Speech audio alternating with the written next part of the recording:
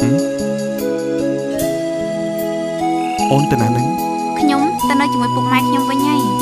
អូនមានរឿងអីបងសួរខ្លួនឯងទៅថាតើវាមានរឿងអីបើបងនៅស្រឡាញ់ខ្ញុំបងឲ្យខ្ញុំទៅរកអនាគតថ្មីទៅ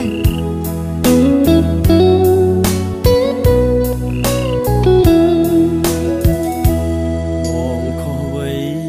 ទើបស្រីចាចេញទៅឬអូននៅនឹងបងគ្មានក្តីសុខការងារបងត្រឹមតែជាសន្តិសុខមិនខ្ពស់មុខឲ្យអូនខ្មាស់អ្នកផងសន្តិសុខការពារក្តីសុខ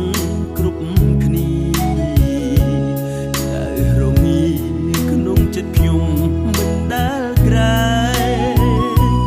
តែមិនអាចការពារក្តីសុខខ្លួនឯងសែនចំបែអោរាខ្ញុំស្ទើរទួមតិចមេឃអើយជួយអង្វរនាងផងហាបេះដូងខ្ញុំស្នេហ៍អូនពេញហារទេកុំចោលបងទួបងក្រក្រៃ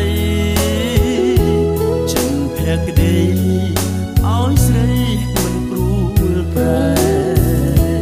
ប្រាំខ្ញុំផងមេឃអើយខ្ញុំកើតគិតមួយច្បាស់បងឯងព្រមតាមបងមានអាជីពជាសំសុំ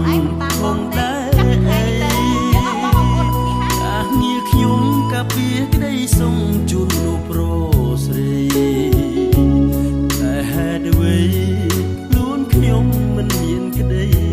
សុំបងមិនចង់ឃើញខ្លួនឯងរស់ក្នុងសភាពបែបនេះទៀតទេគិតមួយច្បាស់បងឯងព្រមតាមបងធានាថាខ្លួនឯងនឹងហៅអស់មួយជីវិតតែបើអូនឯងមិនតាមបងទេចាប់ពីថ្ងៃនេះទៅយើងអស់បងប្អូនគ្នាហើយ